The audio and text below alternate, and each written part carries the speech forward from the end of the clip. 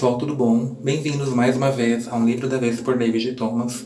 O livro da vez, né, será O Labirinto do Fauno, escrito então pela Cornélia Funk, né, mas sendo dirigido o filme, no caso, pelo Guillermo del Toro. Se eu estiver pronunciando o nome errado aqui, vocês não me levem a mal. Esse livro foi publicado pela editora Intrínseca em 2019, tá? Só que, diferente da maioria dos casos, esse livro aqui, ele foi feito através do filme, né? Que é muito famoso, é um filme clássico. Então é o primeiro caso, na verdade, que eu vejo de que primeiro sai o filme, né, e o filme ser uma inspiração para ser criado o livro. O filme foi dirigido pelo Guilherme Del Toro, então a Cornélia Funk foi ela então que escreveu, né, o livro aqui, o exemplar que temos em mãos. Bem, como toda resenha, né, eu digo que eu não tenho razão sobre tudo, então se eu me equivocar em algum aspecto, né, me perdoem desde já. O link para você adquirir esse exemplar lindo, né, publicado pela editora Intrínseca, realmente um dos livros mais lindos da minha biblioteca. Eu vou deixar o link da Amazon aqui na descrição do vídeo, né, que aí você ajuda o meu canal a se manter na plataforma, assim como eu vou deixar também o link de todas as minhas redes sociais, desde o Instagram, o Facebook, o Scooby. O filme O Labirinto do Fauno foi então lançado por essa razão, né, o livro, na verdade, será uma inspiração do filme. O livro e o filme serão muito fiéis, então para você que já assistiu o filme, sabe que você não vai encontrar nada de muito diferente no sentido de roteiro aqui nesse livro, tá? Bem, gente, só para lembrar também, esse vídeo aqui ele vai ter spoilers, então você que não assistiu o filme, não leu o livro, então vai lá primeiro, lê o livro, assiste o filme, depois você volta aqui. Bem, então aqui em 1944, né, no final da Guerra Civil, lá na Espanha, nós vamos ter aqui a protagonista da história, que é Ofélia. Essa menina, ela é a reencarnação, né, de uma princesa do submundo, e ela então acabou de perder o pai, a mãe muito doente, grávida, né. O livro começa com ela chegando na casa do vilão principal aqui, que é um fascista, que é o Capitão Vidal, né. Então o livro já começa assim, com ela chegando nessa mansão toda meio assombrada, toda meio... Enfim. Gente, pra você que gosta de fantasia, né, ou literatura infanto-juvenil, só que você não pode passar pela vida sem ler esse livro, tá? É um livro, assim, do início ao fim, totalmente repleto de fantasia e, com certeza, é um dos principais da literatura infanto-juvenil. Esse Capitão Vidal, ele é nada menos que um tirano, tá? É um fascista mesmo. E ele, assim, todo mundo que é da resistência, ele tortura, ele mata da pior forma possível. E a gente vai chegar aqui nessa mansão que é no meio da floresta, com ele então lutando contra essa resistência.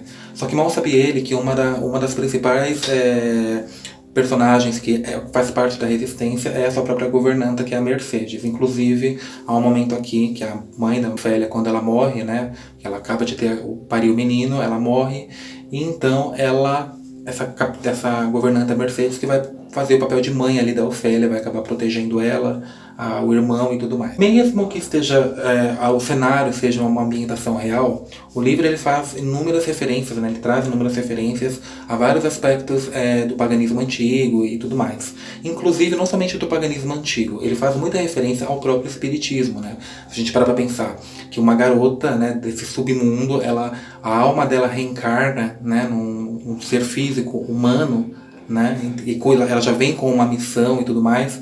Me lembrou muito a própria doutrina espírita, só que vai trazer muita referência do paganismo. Então a gente vai ter presença de faunos, de fadas, de monstros e tudo mais. Que ele vai lembrar muito o livro O Alice no País das Maravilhas. Eu pretendo ainda esse ano, se me der tempo, resenhar então Alice no País das Maravilhas aqui no canal também. Bem, uma noite ali que a Ofélia tá dormindo, aparece para ela uma fada, e essa fada vai guiar a Ofélia até um labirinto no meio da floresta.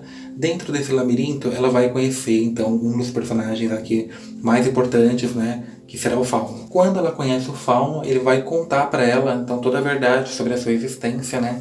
Vai falar que ela é uma princesa do submundo, chamada Moana e tudo mais, e que ela então tem que completar 3 missões até a próxima lua cheia. Nesse mesmo momento, ele dá para ela então um livro, né, que é um livro que ele chama ali do livro do futuro, e esse livro então ele é todo em branco, só que conforme vai se aproximando as tarefas que ela tem que cumprir, o livro vai meio que desenhando ali a tarefa que ela tem que fazer e tal, toda uma... Inclusive esse desenho, esses desenhos que vão aparecendo, o livro ele é todo ilustrado, gente, quer ver?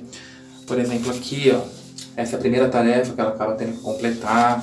Então assim, o livro, ele realmente, a editora Intrínseca, ela caprichou demais mesmo nessa edição, né? Vejam só. Nessa primeira tarefa, então, a Ofélia vai ter que entrar numa árvore, ali, toda uma árvore com uma simbologia toda mística e tudo mais, que, então, ela vai ter que entrar nesse tronco como a Alice do País das Maravilhas, né? E matar um sapo, né? Esse sapo é um sapo gigantesco que nada mais, nada menos está sugando propositalmente, né? Todas as vitaminas e proteínas daquela árvore que é tão importante aqui dentro da história. A Ofélia, ela entra lá e mata esse sapo. Junto com isso, quando ela mata esse sapo, ele gospe tipo uma chave de ouro, alguma coisa assim, que então vai ser um elemento muito importante para ela realizar a segunda tarefa da história. Esses autores fizeram aqui, tanto o roteirista quanto a escritora do livro, é muito legal, é porque eles vão ligando meio que a história ali, né, da Guerra Civil Espanhola com esses elementos fantásticos e todas essas missões que a Ofélia tem que construir, tem que concluir, na verdade. Então é meio que um quebra-cabeça que a gente vai montando, né? E no final da história a gente percebe o sentido dessa ligação de um fato real com os fatos fantásticos aqui, que a Ofélia é protagonista. Então, além dela ter que lidar com vários monstros, né, da fantasia, ela tem que lidar com esse monstro, desse padrasto, desse fascista tirânico e tudo mais. E assim, a mãe dela, por conta da doença e também por conta da cultura da época, muito provavelmente, é uma mulher extremamente submissa, né? Então assim, ela obriga a Ofélia a chamar esse monstro de pai e tal. Eu fiquei pensando, falei, gente, o que seria dessa menina se não fosse a presença dessa governanta, né? Para poder, no mínimo, protegê-la. Daí então chegamos à segunda tarefa dela. O Fauno lhe dá tipo um giz, né? E ela então tem que desenhar uma porta no quarto, na parede do quarto, né? Com esse giz. Essa porta, magicamente, o giz ele faz com que surja uma porta real ali, e ela tem que entrar dentro, né, desse ambiente que surgiu e pegar um objeto. Bem, quando ela entra dentro desse lugar, inclusive o Fauno orienta ela, né, que ela vai chegar lá e vai ter muita comida, das melhores, e era uma época, né, de muita fome aqui. Então ela entra dentro desse espaço e ela se depara com uma mesa repleta de comidas super incríveis, super saborosas e tal. Só que o sapo fala pra ela, não come em hipótese nenhuma nada desse lugar. Entra lá, pega o que você tem que pegar e vai embora sem comer absolutamente nada. Bem, quando ela entra dentro desse quarto, né, as paredes, assim, elas são decoradas com desenhos de crianças gritando, crianças sendo assim, com imagens de crianças em pânico. E nessa mesa está dormindo um personagem aqui, que é o comedor de criancinhas, né? E se, né, a pessoa que entrar ali comer alguma daqueles alimentos, ele vai acordar.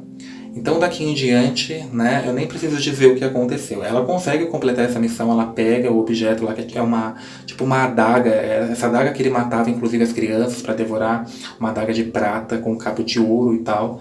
Só que assim, nisso algumas fadas vão morrer, porque algumas fadas vão entrar dentro desse espaço com ela para ajudá-la.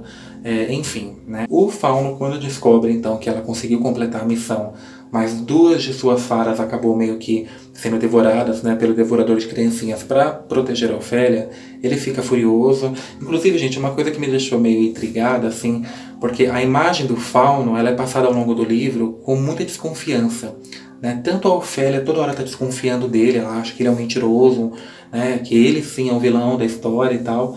E a gente também, né, é induzido ao longo da narrativa a acreditar que tem uma coisa muito errada com esse personagem. Eu não entendi o porquê, eu cheguei na história sem entender o porquê que colocaram toda essa imagem meio que negativa em cima desse personagem, né? Mas, enfim, foi algo que não passou despercebido, assim, por mim. Nesse meio tempo, então, a governanta, né, a espiã, que é a Mercedes, acaba sendo descoberta pelo Capitão Vidal. E ele, assim, ele fica louco, né? Imagina, o cara que ele tá acostumado a pegar o pessoal da resistência, torturar, matar da pior forma possível. Imagina quando ele descobre que uma pessoa que estava ali, né, digamos que de sua confiança, o traiu. E aí ele acaba descobrindo, vai atrás dela e ela lhe causa um corte profundo no rosto. E aí, depois de alguns acontecimentos aqui que você vai ter que ler para entender, a gente chega ao final do livro com a Ofélia fugindo da mansão com o irmão, né, bebê, e também a Mercedes, né, e ambas sendo perseguidas pelo Capitão Vidal. A Ofélia ela foge para o labirinto e lá ela encontra o Fauno. O Fauno fala para ela que a sua última tarefa é oferecer sangue inocente para que ela conseguisse transpor um portal lá e voltar, né, para o seu lugar de origem, o mundo espiritual, vamos pensar assim. Ela se recusa e foge. Quando ela foge, o Capitão Vidal a encontra e a mata, né? Ele dá um tiro na menina e a mata. Nesse meio tempo também, né, a Mercedes, então, o capitão está voltando e aí os guerrilheiros, a resistência encontra o Capitão Vidal sozinho e aí o fim dele chegou. Né, ele mesmo reconhece esse momento dele que ele vai morrer ali, né, pela mão dos seus inimigos. O filho dele, né, ele acaba entregando para a governanta e ele morre. A Ofélia, ela volta para esse mundo espiritual do qual ela veio. Ela morre, né, fisicamente falando, mas volta para esse mundo espiritual do qual ela veio, né, ela surgiu. E aí, mais uma referência ao espiritismo aqui que eu achei interessante, porque assim, quando ela volta, o livro fala que imediatamente ela se lembrou. Assim que ela morre, né, fisicamente, e acorda no plano espiritual, ela se recorda, né, de quem ela era, que ela realmente era essa princesa Moana, se recorda dessa rainha que é a mãe dela, do pai dela, e encontra todo mundo e a história termina assim. Então a história ela traz muita referência ao espiritismo. Olha, se eu falar pra vocês assim, que foi uma história que eu super gostei, né, que foi um livro assim que eu super amei, eu tô mentindo, mas eu acho que pra quem gosta de fantasia, né, a gente que tá acostumado a ler muita fantasia, como Harry Potter, as Crônicas de Nárnia e por aí vai, a gente não pode deixar de passar por esse livro, né, que se tornou... O livro não é um clássico porque ele é muito novo, mas assim, o filme em si, ele se tornou um clássico. E assim, gente, como eu falei, o mais incrível de tudo isso que eu achei foi mesmo a edição. Eu acho que a editora Intrínseca, ela arrasou mesmo nessa edição. Esse aqui vai ser com certeza um dos livros mais lindos que eu vou ter na minha estante. Então é isso, gente. Pra quem não viu o filme, eu super indico o filme também, tá? Você que não quer ler o livro, veja pelo menos o filme. O filme também ele é muito fiel, né? Os dois são a mesma coisa praticamente. Você dá uma googada aí, você facilmente encontra o filme, tá bom, gente? Então é isso. Eu agradeço mais uma vez por vocês terem ficado até aqui, tá? Um grande abraço, até o próximo vídeo e até mais.